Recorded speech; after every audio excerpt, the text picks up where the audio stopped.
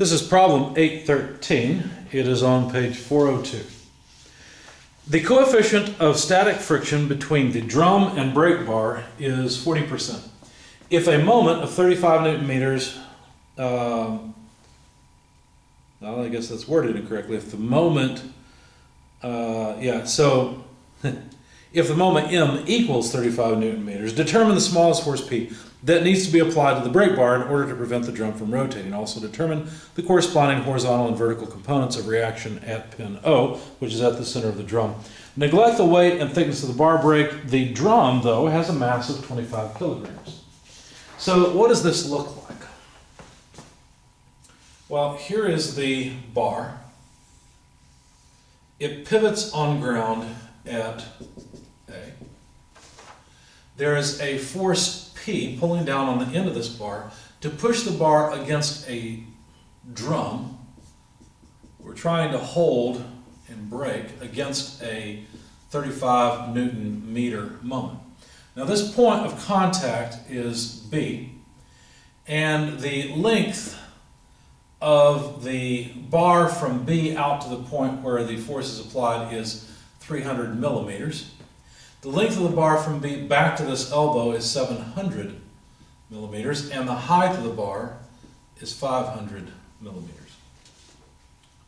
Let's not forget that the mass of the drum is 25 kilograms, and that the friction coefficient at B is 40%. Now O is at the center here, and the radius of this drum, we pull off I guess the best place to do it, well, it's not really a good place. I have to break the leader twice. Anyway, the radius there is 125 millimeters.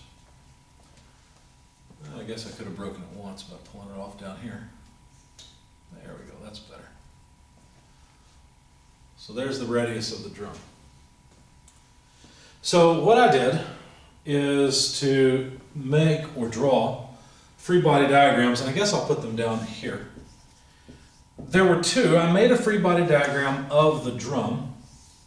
It looks something like this, where we have O, Y, O, X. Now think about it. If the drum is about to turn this way, right, if slippage is about to occur that way, then at the top, friction would have to act in the opposite direction. So I called this FB, and I called this BY, because it's the force at B in the Y direction. So the normal force between the bar and the drum.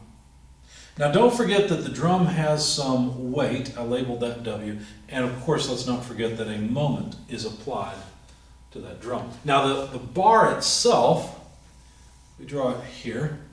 Obviously there's going to be AY and AX reactions at the pin, which I don't really care about. They're not particularly interesting. There's the externally applied load P, and then equal and opposite BY and FB, the friction force at B.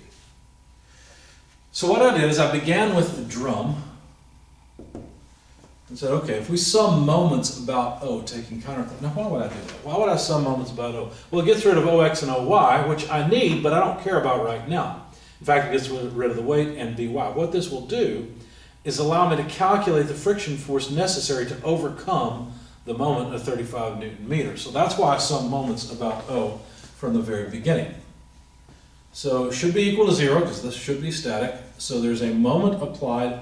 Now notice the moment is a positive moment, but the friction causes a negative moment. So minus FB times the radius of the drum, which was 125 millimeters. So I just went ahead and plugged in the number because I was about to solve it anyway. I needed the friction force, and so moving to the other side, what do we have? Well, we have the moment divided by 125 millimeters.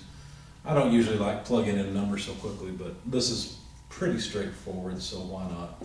35 Newton meters divided by 0.125 meters, just did a conversion there. If you're wondering how to do that when you have the prefix milli, that's just move the decimal place over 3 times is all it is.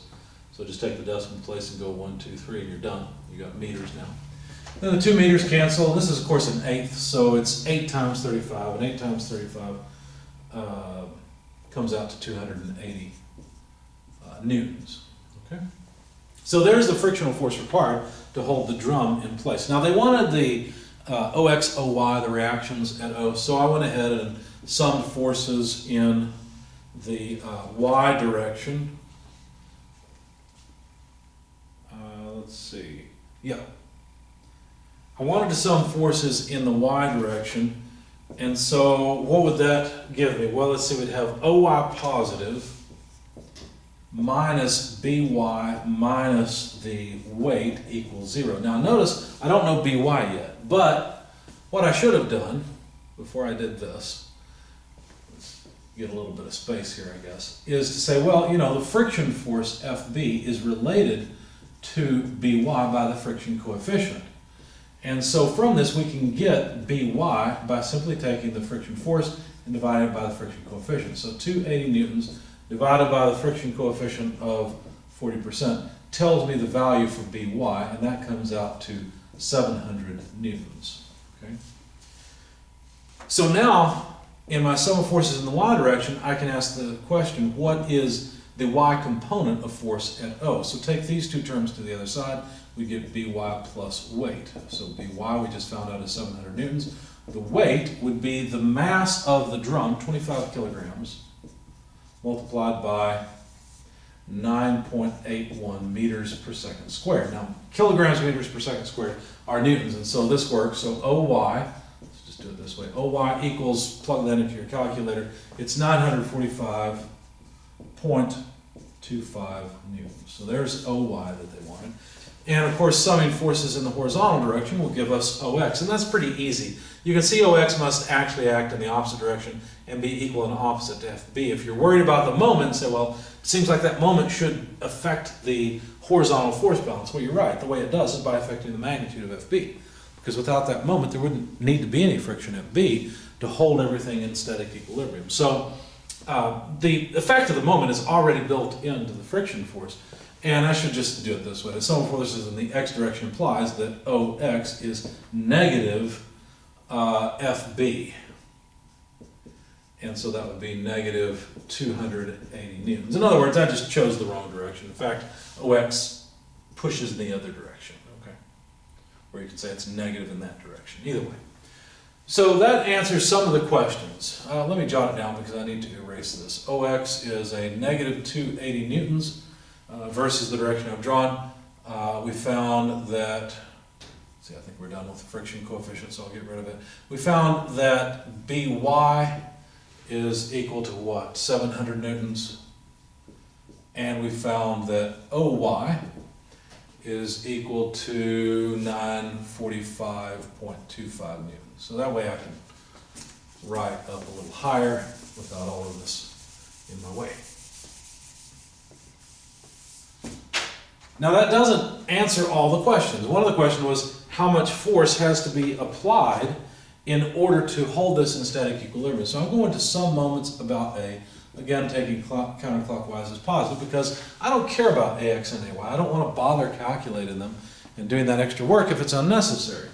So the only forces that will cause moments about A are the other three on the body, P, FB, and BY, because each have a moment arm. For example, the moment arm of BY is 700 millimeters. The moment arm of P, this total distance, is a meter. The moment arm of FB is 500 millimeters, you see.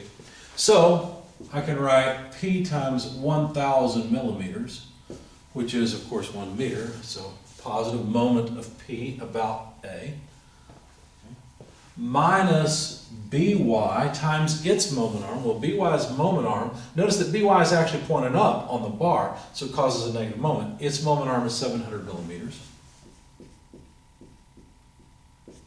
And then what about FB? Well, the friction force causes a positive moment, so plus FB times 500 millimeters equals 0. And so the only unknown in this equation is P. As a matter of fact, what I did is I went ahead and divided through by 1,000 and then moved P to the left-hand side by itself, or move these two terms to the other side if you like.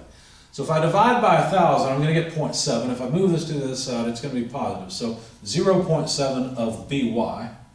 Move this term to the other side, it'll be negative. And 500 divided by 1,000 is a half. So a half of FB. And that should allow me to calculate the magnitude of load P required in order to hold the drum in static equilibrium. So 0.7 of By, 700 newtons, I'll write the newtons at the end, minus a half of the frictional force at B. And I erased that and did not write it down, but I've got it here in my sheet. It was 280 newtons. Should sound familiar, plus of course it's equal to OX in magnitude. Anyway, these are all of course newtons. And so the force required comes out to 350 newtons in order to hold the drum still. Any less force than that, it won't have enough normal force to generate enough friction and prevent the moment from causing rotation of the drum.